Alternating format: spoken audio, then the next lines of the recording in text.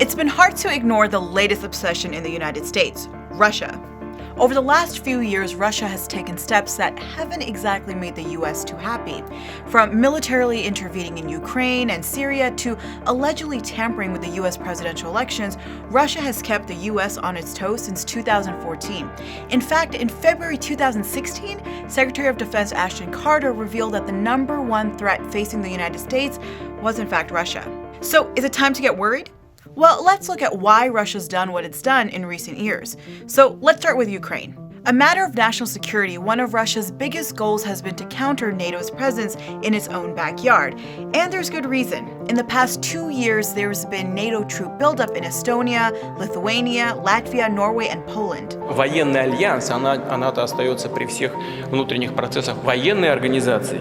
Мы против того, чтобы военная организация хозяйничала возле наших. So when Ukraine's possible membership in NATO came up, Putin decided to draw a red line, a real one. Then there's a Russian military intervention in Syria, which has claimed over 2,000 civilian casualties and significantly helped the Syrian government.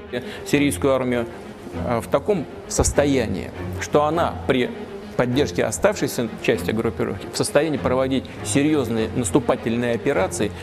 Increased Russian air support led to the eventual fall of rebel-controlled East Aleppo, the biggest battleground in the war. Now, Russia has positioned itself as a major peace broker for Syria, sidelining the United States, which was noticeably absent in the 2016 Moscow negotiations. And if Russia does manage to eventually facilitate a peace deal for Syria, not only will it strengthen its influence in the region, but that will make it a major power broker. And that's not exactly an exciting prospect for the United States.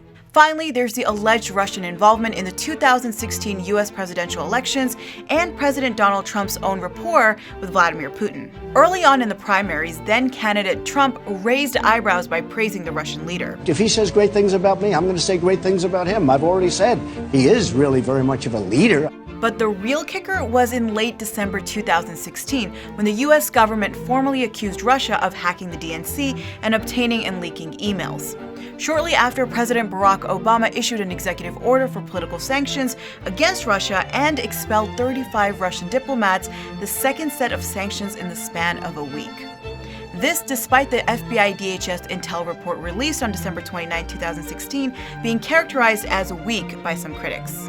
Regardless of what role Russia itself played or didn't play in the US elections, having a friend in the highest office of your biggest foe was probably on Russia's list of things we need in 2017. Considering the other candidate compared Putin to Hitler and proposed a no-fly zone in Syria, which would have put the United States in direct military confrontation with Russia. So, time to be worried about Russia, right? Well, maybe not. In 2016, Russia has scaled back on Ukraine and began withdrawing ground troops from Syria. It also chose to not respond to the United States' political sanctions, continuing to deny any involvement in the elections, meaning Russia might not be looking for a fight. But with fears of Russia still running high, will tensions escalate?